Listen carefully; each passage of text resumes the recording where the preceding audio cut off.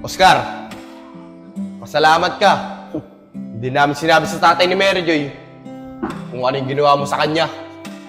At sa tingin ko lang, kung sinabi namin sa tatay ni Mary Jo yun, may pagkakalagyan ka. Ano? Mamaya kailangan namin ng ganito. Tayag, tara na. Sige mga tol, bibigay ko sa inyo mamaya. Mary Joy, anong oras ka na nakauwi kanina? Hindi na kasi kita naabutan sa kubo eh. Pagising ko. Ariel, umaga na ako nakauwi. Kinagalitan nga ako ni tatay eh. Galit na galit siya. Pero, pagising ko nung umaga, nakataas na yung damit ko. Hindi ko na kasi alam kung ano yung nangyari. Lasing na lasing ako, ang dami kong nainom. Mary Joy, di ko na rin alam yung nangyari eh. Pero pagkakatanda ko, sinamahan kita sa loob ng kubo para makapagpahinga. Pagkatapos nun, pumasok na rin ako sa bahay namin. Pero, ano yung ibig mo sabihin? Na nakatas na yung damit mo, paggising mo. Hindi ko nga rin alam, Mariel eh. Pagising ko, nakabaliktad rin yung pants ko. Mariel, baka ikaw may kagagawan nun. Umamin ka na. Aba, Mary Joy, hindi ko magagawa yun sa'yo. Kahit ganito ako, mataas ang respeto ko sa'yo. Eh Mariel, sinisigurado ko lang naman eh. Iba kasi talaga yung pakiramdam ko. Tara na nga, ang init na dito. Yayag, talo tayo sa bilyar. Paano tayo makakabawi? Eh wala na tayong pamusta. Tol, di ko rin alam eh kung saan tayo makakadiskarte ng pera. Napakaulat kasi natin. Pero may naisip ako. Kay Oscar, manghingi tayo ng pera sa kanya. Sigurado ako, hindi niya tayo paiindihan. Tama ka nga, Yayag. At sa oras na di niya tayo bigyan ng pera, isusumbong natin siya sa tatay ni Mary Joy kung ano yung ginawa niya. Tol, si Oscar oh. Hoy, Oscar! Suplado ka ata. Ba't hindi ka namamansin? Mga tol, pasensya na kayo. Di ko kayo napansin eh. Nagmamadali kasi ako. Bakit? May problema ba kayo? Oo, may problema kami. Natalo kasi kami ni Apong sa bilyar eh. Kaya nga, tama si Yayag. Eh, kailangan namin ng pera eh. Baka meron ka dyan. Pahingi naman kami. Ganun ba mga tol? O sige, may pera ako dito. Magkano ba kailangan nyo? Akin na nga yung lahat. Huwag mo nang bilangin. Humingi ka na lang ulit sa tatay mo ng pera. Dahil mas kailangan namin to. Kaya nga, dahil kailangan namin mabawi yung talo sa amin kanina. Mga tol, baka naman pwedeng tira nyo kahit 100 lang. Mary Palagay Joy, lang dito sa bulsa ko. ayun pala sila eh. Balik ka naman Tara, namin tanungin titiran. natin. Eh, para sa amin nga ito eh. Para sa amin lang to pera na to. Dahil natalo kami. Mga tol, pwede ba namin kayo makausap? May importante lang kami sasabihin. Oo naman, Mariel. Pwede. Ano ba itatanong mo sa amin? Mukhang importante yan, ah. Mga tol, may tatanong daw sa inyo si Mary Joy. Sige Mary Joy, sabihin mo na sa kanila.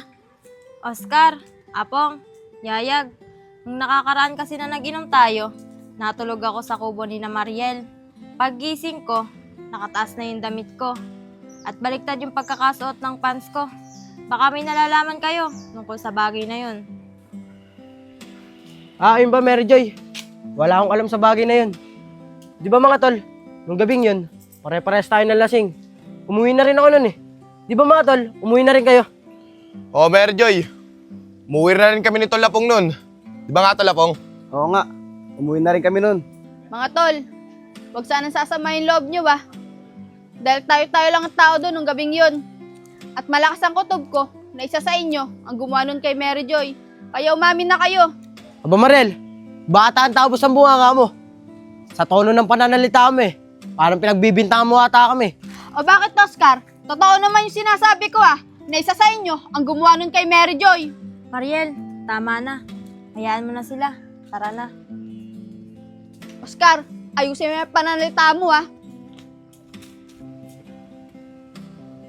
O, Oscar. Nakikita mo na. Pag malalaman ni Mary Joy na ikaw ang gumawa nun, mas lalo ka malilintikan. Kaya kung anong hingin namin sa'yo, ibibigay mo ah. Kaya nga mga tol eh, kung ano hihingi nyo sa akin, ibinibigay ko. Basta, Wala makakalam kung anong ginawa kay Mary Joy. Sige, Oscar. Hoy, Oscar! Kanina pa kita hinihintay sa baya. May gagawin ka pa doon. Tara na! Sige po, Tay.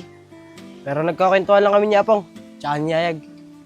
Tay, pwede po ba ako makingi ng pera? May bibili lang kasi ako eh. O, di ba kabibigay ko lang sa'yo ng pera nung nakaraan? Naubos agad yun. Saan mo ba dinala yung pera na yan? Eh, Tay, binahid ko po doon sa in-order ko eh. Kaya naubos po agad. O, sige, tara na.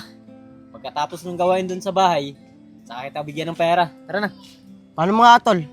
Dito na kami. Sige, Oscar. Yayag. Ayos. Makakabawi na tayo. Tara na.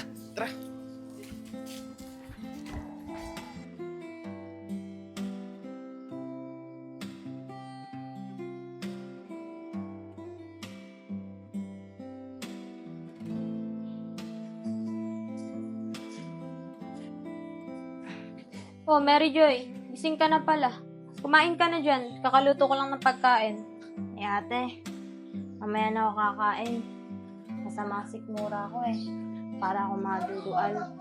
Oh, baka naman may nakain kang hindi maganda. Kaya masakit ng sikmura mo. Gusto mo ibili kita ng gamot? Eh ate, wala naman akong maalalang kumain ako ng hindi maganda eh.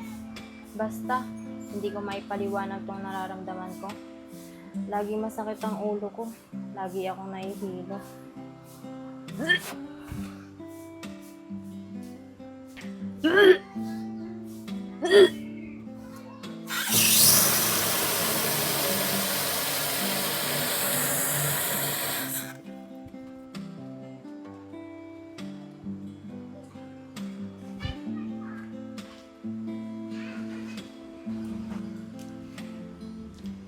Mary Joy, umamin ka nga sa akin.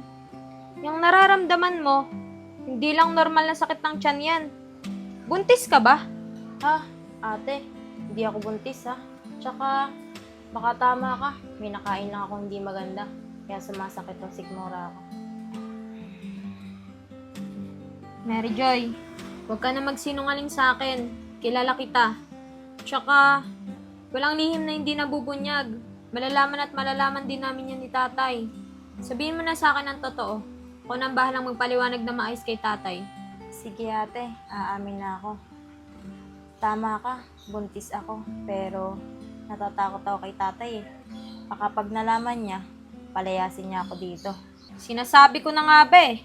Tama yung hinala ko na buntis ka. Pero Mary Joy, sino ba yung ama ng dinadala mo? Nung masabi ko kay tatay at makausap niya yung lalaking yon. Eh ate, hindi ko nga rin alam eh. Pero, naalala mo ba nung birthday ni Yayag na nakakarambuan?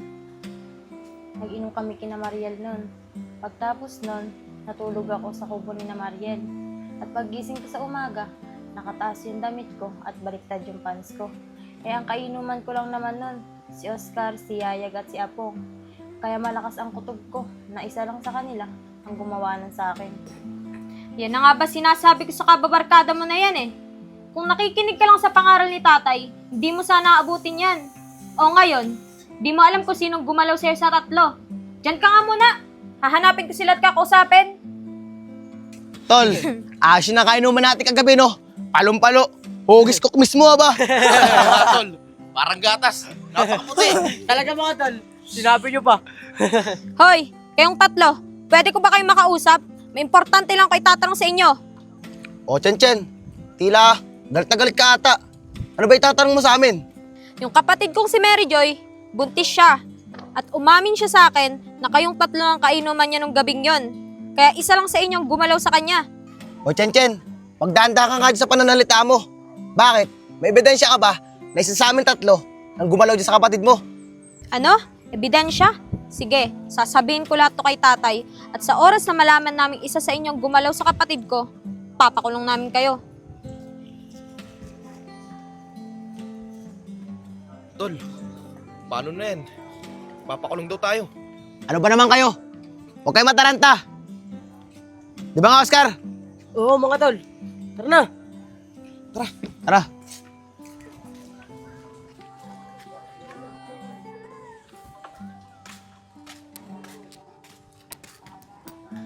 O Mary Joy, Anong ginagawa mo dito? Bakit nag-iisa ka? Tsaka, anong iniisip mo? Mariel, may problema ako eh.